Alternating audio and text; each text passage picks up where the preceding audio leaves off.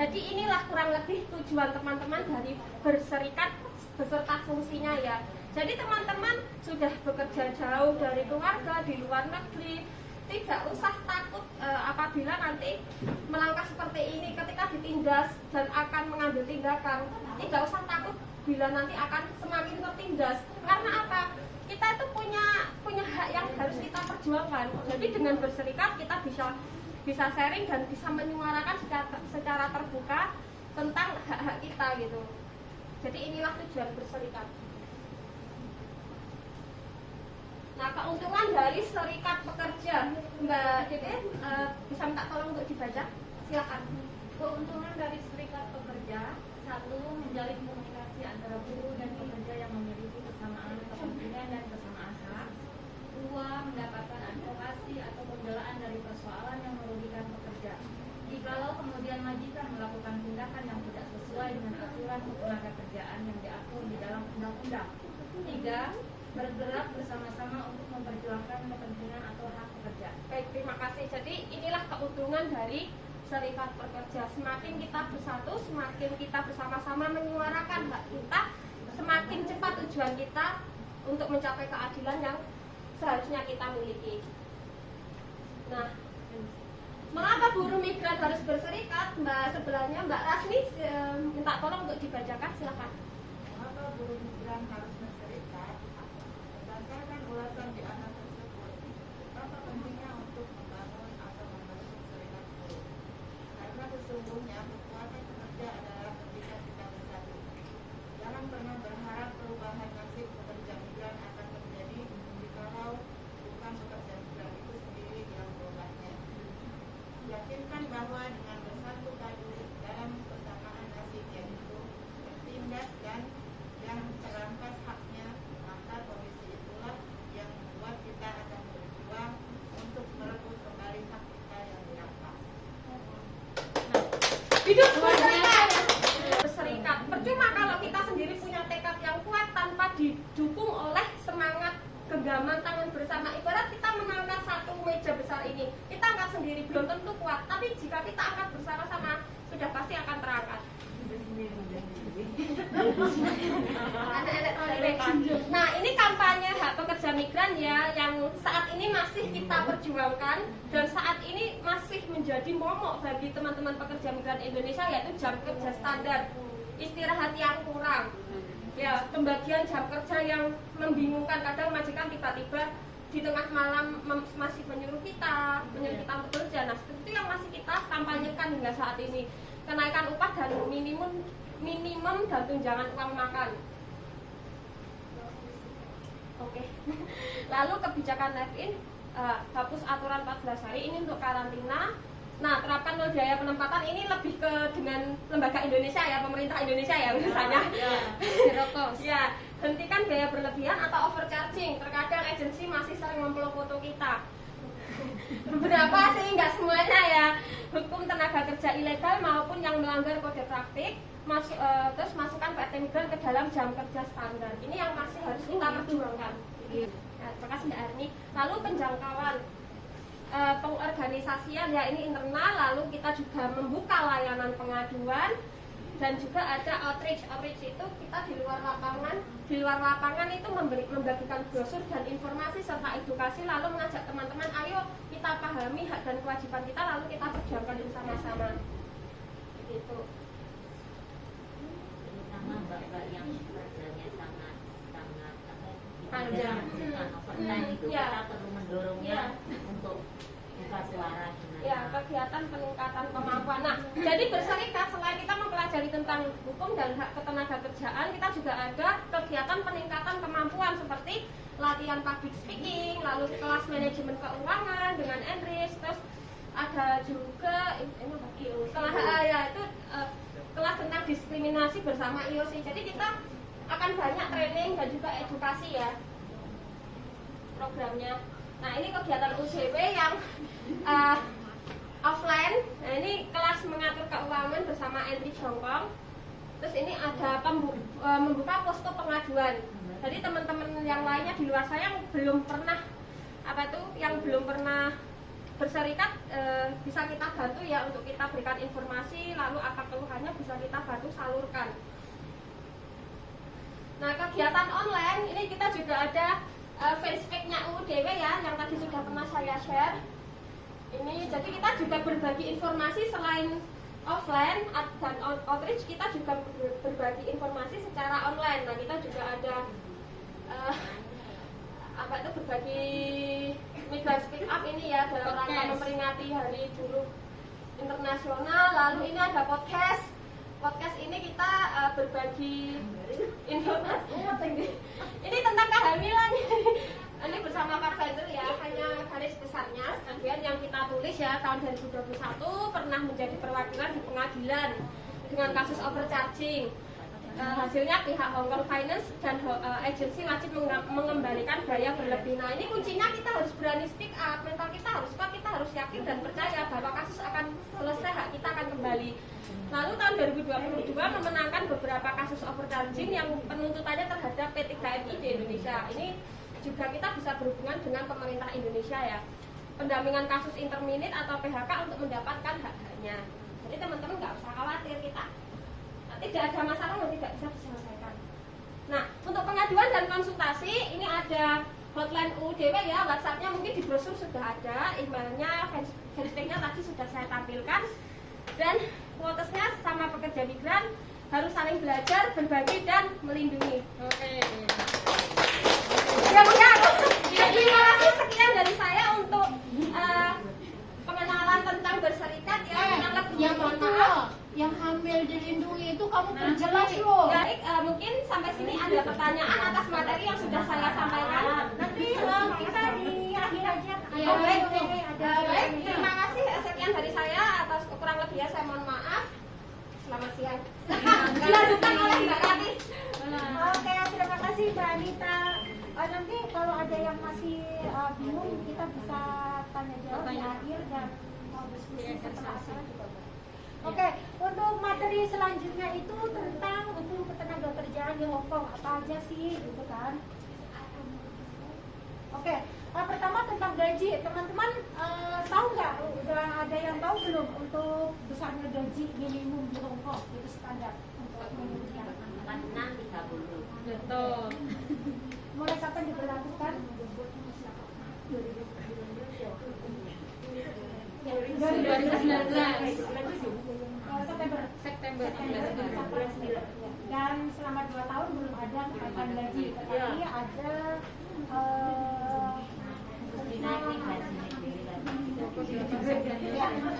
untuk tunjangan uang makanan itu 1.172. Oke, kemudian yang kedua itu tentang gaji minimum. Nah, ini tadi ya dari bulan September sampai sekarang ya, September 2019 itu 4.630 per bulan.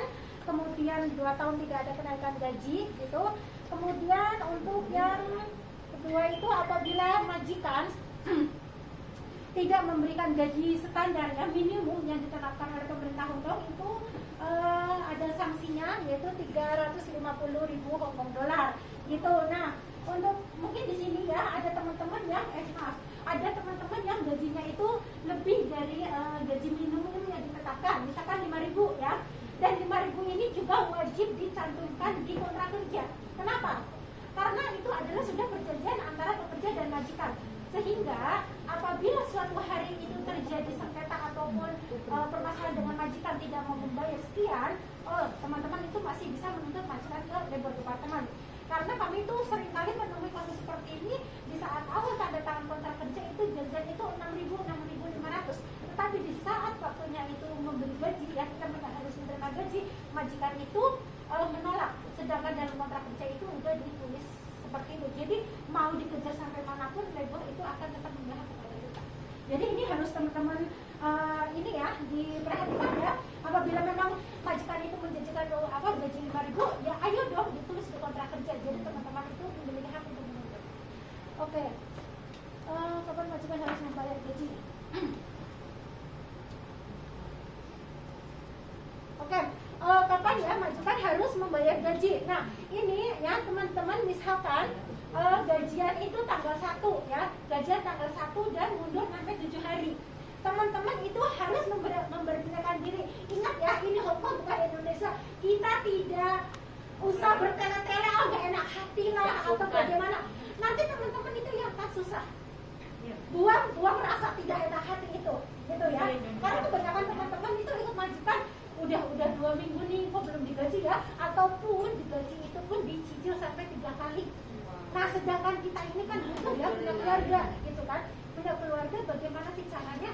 Oh ya ini hak saya loh, saya udah kerja dengan kamu, ya kamu wajib memberi gaji gitu. Jadi teman-teman perlu ingat, apabila sudah 7 hari dan majikan tetap tidak ngasih, teman-teman bisa melakukan pengaduan, terserah mau ke UDWK atau ke departemen, itu tidak masalah. Yang penting teman-teman itu tanyakan ke majikan, kalau majikan tidak merespon, silakan pengaduan gitu. Apabila majikan itu melanggar, itu sanksinya itu 350.000 Hong Kong dollar dan penjara 3 tahun. Nah apabila sampai 1 bulan majikan itu tidak memberi gaji kepada teman-teman, berarti secara otomatis adalah kontrak kerja teman-teman itu sudah diputus.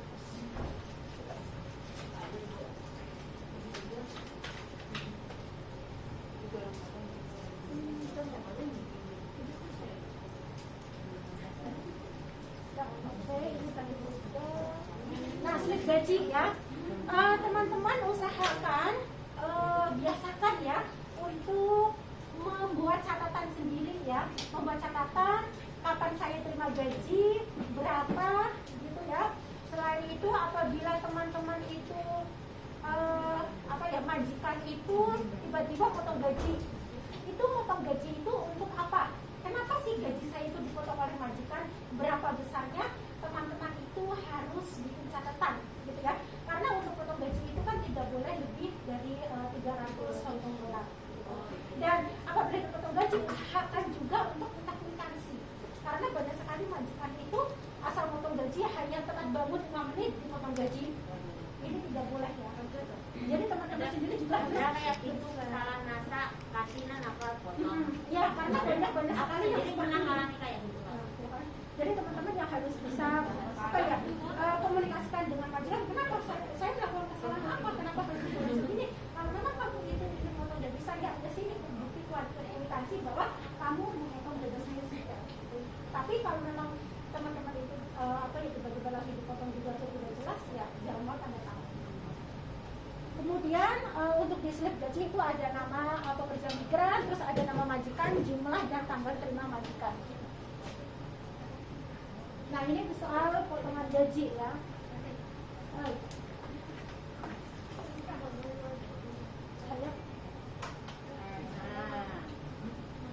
Yes. Ya miring-miring. Oke, ini tentang potongan gaji. Apakah majikan boleh memotong gaji Anda? Nah, ini ya tadi udah saya jelaskan ya soal potongan gaji. Majikan itu hanya boleh memotong gaji kita itu sebesar 300 Hong Kong dollar. Apabila lebih dari 300, teman-teman itu harus komplain. Jangan diam. Misalkan gajinya 4.630.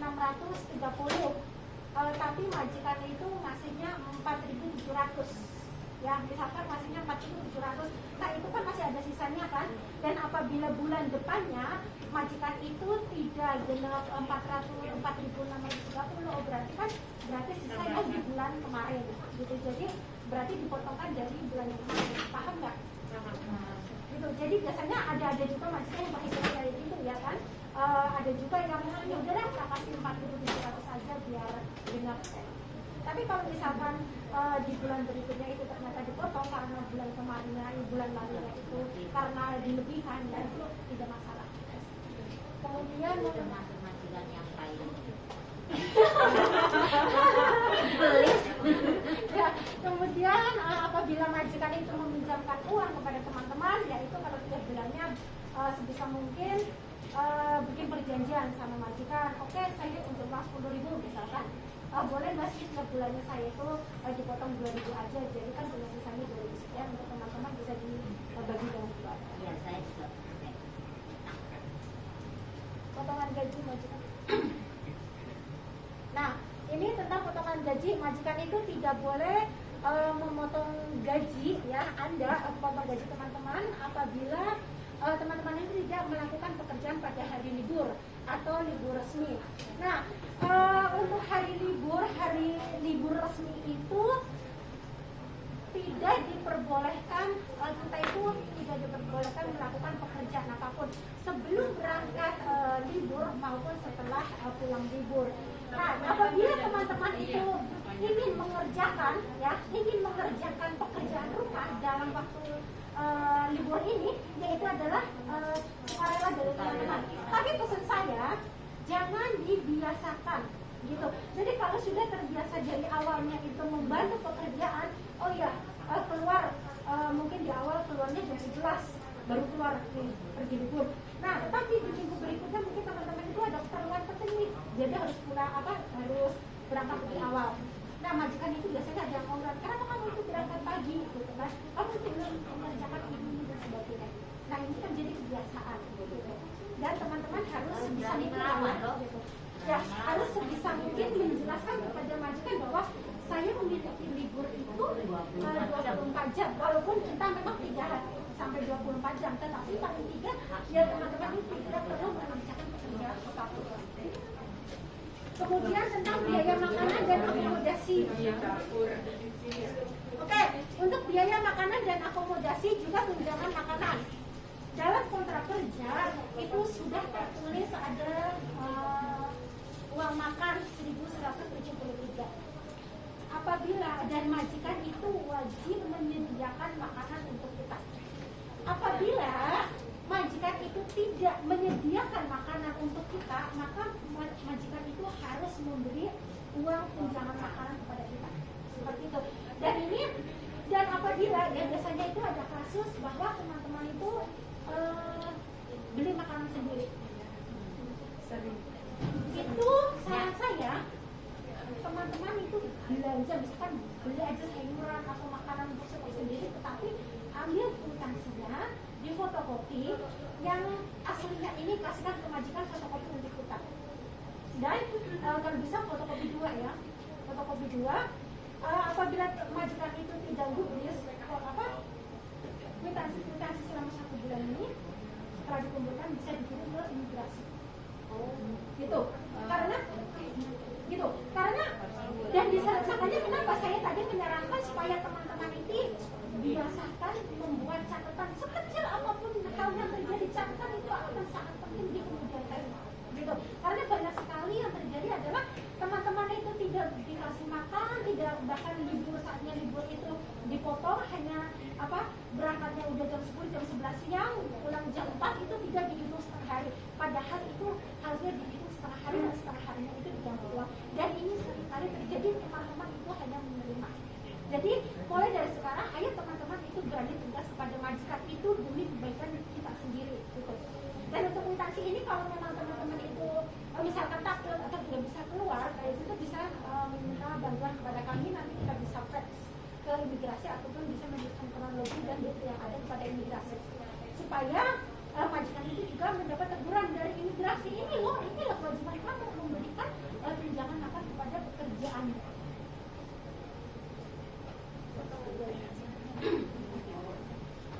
Ini soal makanan barusan. Nah, ini tentang penyediaan makanan ya. Apabila teman-teman tidak majikan tidak menyediakan makanan, maka wajib memberikan uang tunjangan makan sebesar 1.173 per bulan.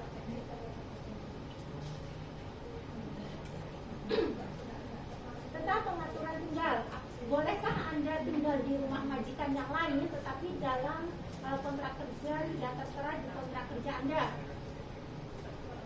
Boleh nggak nih?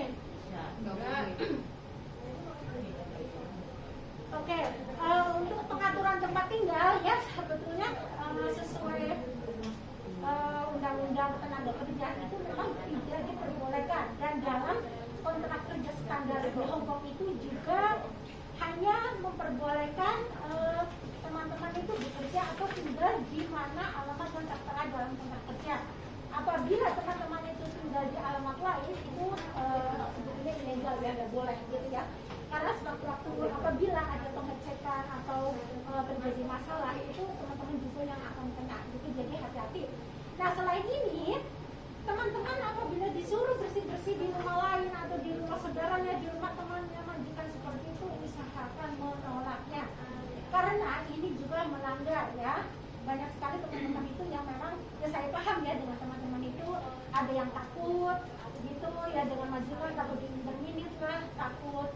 majikan marah dan sebagainya. Tetapi berusahalah dari hal yang kecil untuk bersikap tegas kepada majikan. Itu karena kita itu bekerja di negara orang. Kalau kita tidak melindungi diri kita sendiri, siapa gitu kan? Makanya jangan terlalu mengandalkan orang lain. Belum tentu orang lain itu pun juga akan peduli kepada kita.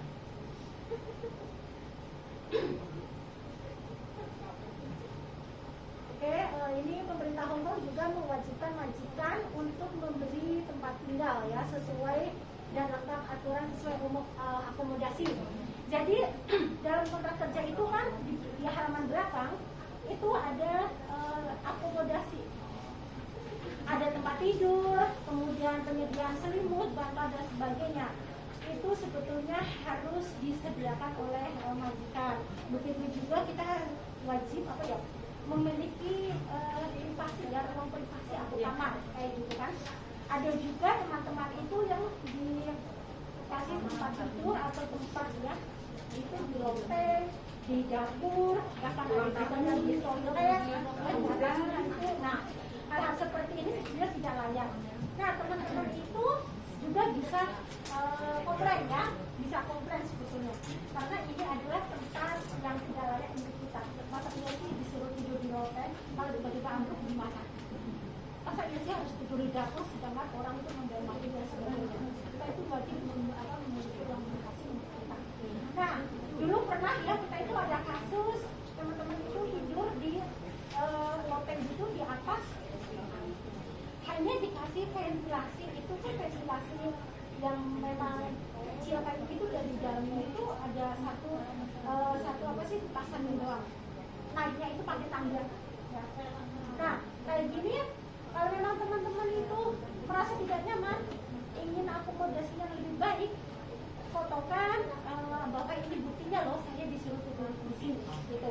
Dan itu kita juga bisa melakukan pengaduan kepada imigrasi. Yakin setelah kita itu melakukan pengaduan, nanti pihak imigrasi itu akan mengirimkan surat teguran kepada majikan.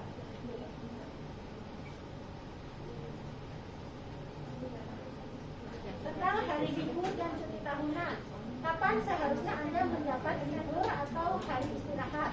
Kapan Anda boleh mengambil cuti tahunan? Nah, di sini ada hari libur dan cuti tahunan ya. Untuk hari libur itu setiap pekerja yang wajib mendapatkan hari libur. Kemudian untuk periodenya itu setidaknya dalam satu hari itu 24 jam.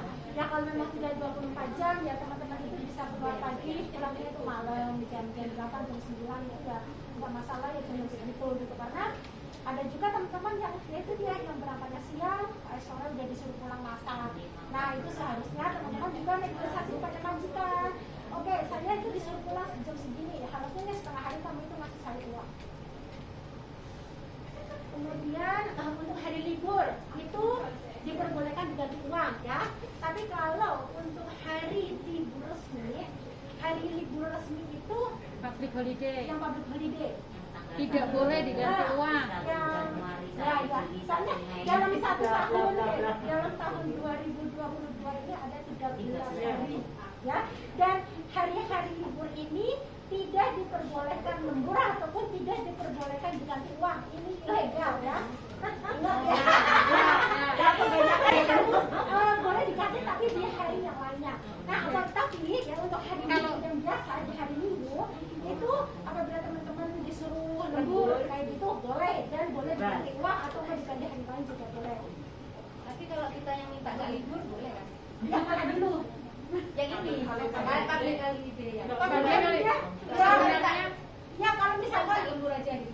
Misalkan gini, teman-teman itu mungkin bilang ke majikan saya nggak libur, tapi ya majikan itu tidak, kalau itu keinginan teman-teman ya majikan tidak berhak ngasih uang ganti, tidak memberikan ganti libur di hari libur atau di hari lain ya kayak gitu, karena itu adalah keinginan teman sendiri.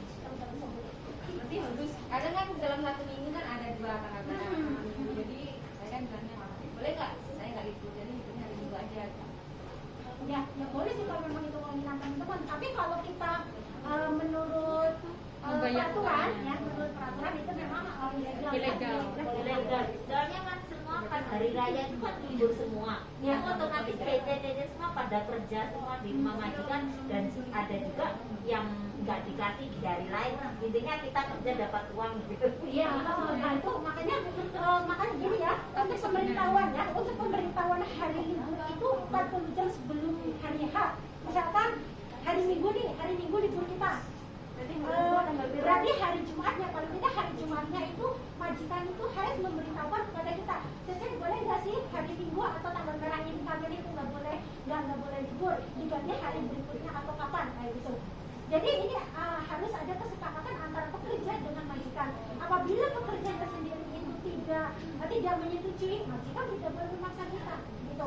Dan apabila majikan, misalkan teman-teman itu sudah memiliki janji ya, dan tiba-tiba majikan itu bilang, ya saya udah sekali kan berakhir ya, itu kan karena teman-teman tidak menyetujui. Ya, pas pulang libur cenderung. Ya kan gitu Kak.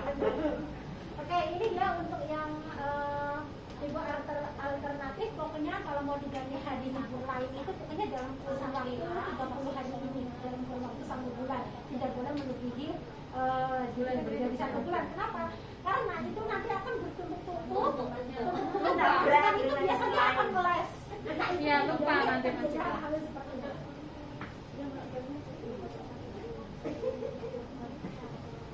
Tadi ada cuti tahunan ya? Ya. Oke.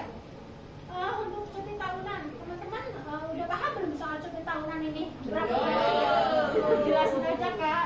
Yang baru itu. Oke, saya hanya sekilas aja, nanti karena di kontrak kerja itu nanti kita akan jelaskan. Misalkan kontrak 1 berapa hari, kontrak kedua itu berapa hari. Oke, untuk sekilasnya aja nanti kita setelah ini kita bahas lagi ya.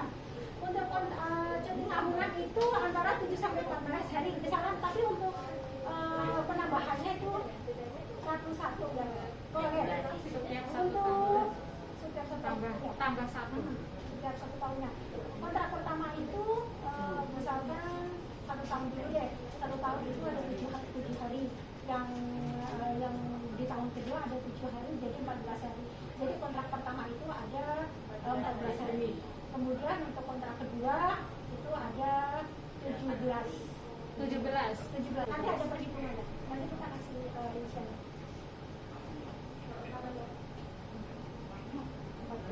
14 ya, kontrak kedua 4 tahun itu 17 hari. Kontrak ketiga 21 hari, kontrak keempat 25 hari, kontrak kelima dan segini itu 28 hari. Iya.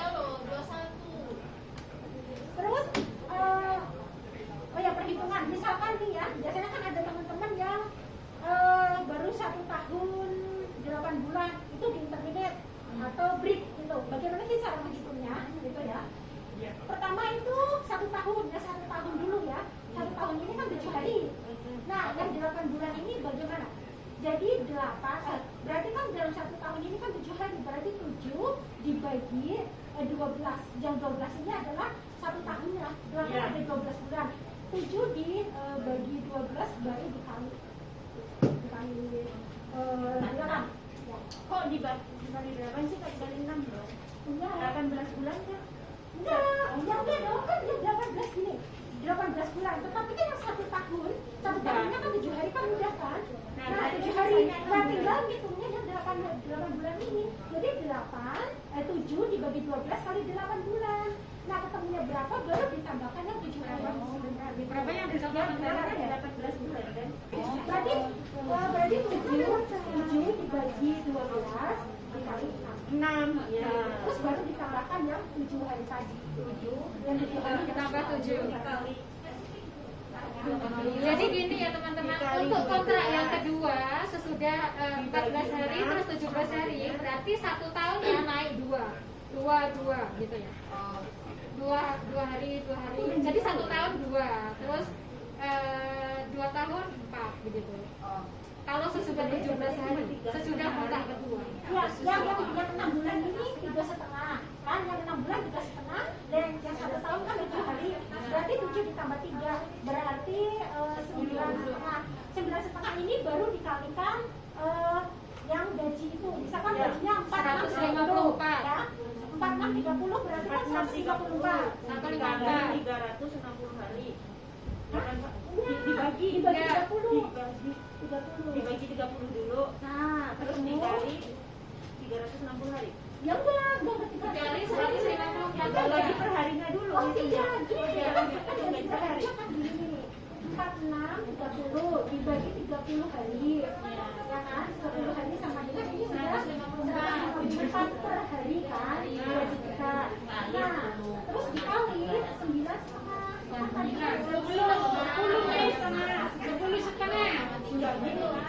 7 ditambah 3. Iya. karena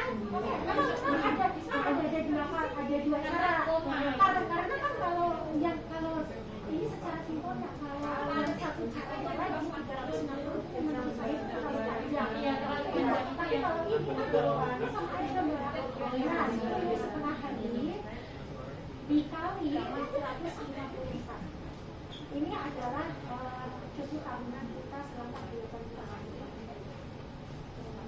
Nah kalau apabila nanti Mbak bisa ngitung juga yang 360 Ya, yang dimaksudnya itu kan ini. Gaji ini kan dibagi 30 lah, ketemunya kan 154,33. Nah, ini kita bulanin aja, jadi kita biar hidupnya enak gitu aja. Kalau di sini cuma 154,33. kalau perhitungan yang 360 ini juga tetap sama itu nanti Mbaknya coba hitung aja yang 360 yang itu dan itu Mbaknya gajinya nggak sama. Enggak, tapi kalau harus iya makanya nanti kita di Udah diskusi, ya, diskusi ya. paham. Ini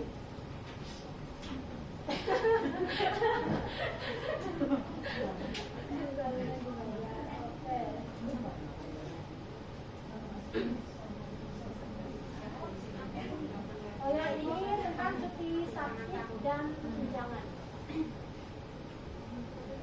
Sakit apakah Anda harus tetap bekerja? Oke, untuk cuti sakit dan tunjangan itu sakit selama tidak kurang dari 4 hari berturut-turut. Ya, Nah, untuk cuti sakit yang dibayar itu paling tidak ya minimal teman-teman itu sakit tidak kurang dari 4 hari berturut-turut dan harus ada surat dari dokter sebagai keterangan bahwa kita itu harus istirahat, yaitu keterangan itu ya harus istirahat. Jadi kita itu berhak atas cuti sakit yang dibayar. Tapi ingat harus 4 hari berturut-turut ya sakitnya ya. Tapi berhak sedang sakit. Oh, jadi kalau sakitnya cuma 2 hari itu nggak masuk? enggak masuk. Maksudnya nggak dibayar? Belum. Kan biasanya kan harus dalam 1 tahun itu kan harus terkumpul Kalau sudah 1 tahun bekerja, dia bisa memiliki per bulannya itu adalah 2 hari. 2 hari, ya. Tetapi kalau sudah lebih dari 1 tahun, kalian bisa memiliki 4 hari. tapi ya itu dia kembali lagi apabila Sakitnya itu sakit biasa, nggak ada keterangan surat dari dokter, ya nggak bisa. apabila teman-teman itu positif COVID dan harus karantina ya wajib mengikuti karantina itu majikan tetap harus memberi gaji. Jadi itu kan karena dari pemerintah Hongkong itu sudah mengeluarkan peraturan itu termasuk cuti sakit gitu. Karena biasanya sebelumnya itu kan banyak sekali majikan itu teman-teman itu yang positif COVID dan karantina tapi dipotong gaji gitu ya. Dan itu kan tidak boleh. Itu sekarang itu tidak boleh seperti itu. Jadi apabila teman-teman itu yang di karantina itu tetap mendapat gaji gitu. Masuk ke cuti sakit. Dan tidak full ya teman-teman, ketika teman-teman itu menuntut cuti sakit itu hanya 4/5 dari gaji. Jadi misalnya gajinya 154 nih, berarti 4/5-nya dari gaji berarti 120 per hari. Per hari.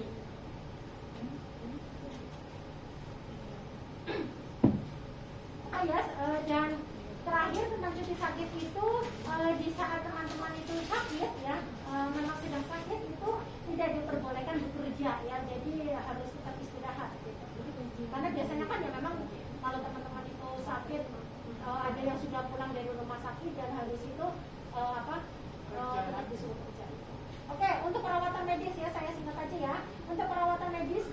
teman-teman wajib ya mendapatkan tunjangan dari majikan. Itu apabila teman-teman itu sakit dan ke dokter, itu kwitansinya tolong dikasihkan ke majikan untuk diganti. Dan itu nanti misalkan menggunakan uang teman-teman dulu nih ya, gantinya itu adalah 80%, nanti ya yang dikembalikan ke teman-teman itu 100%.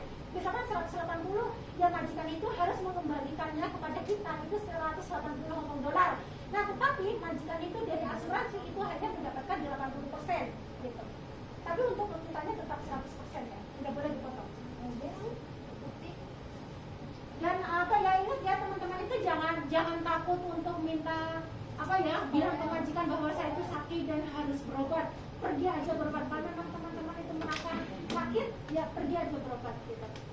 Untuk klaim cuti sakit, maksudnya itu biaya dokter itu jangan melebihi 3 bulan ya teman-teman, nanti nggak bisa. Asuransinya itu ya nggak bisa diklaim.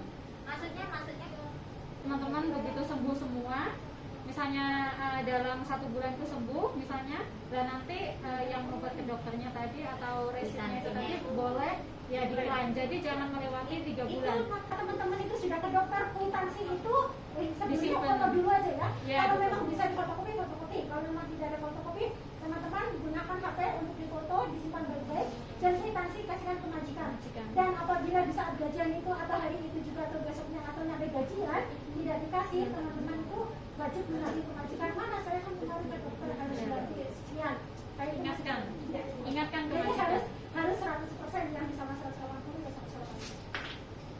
Oke, karena tadi ada yang minta katanya break dulu, ada yang ke toilet, silakan ke toilet 5 menit ya. Nanti kita lanjutkan lagi.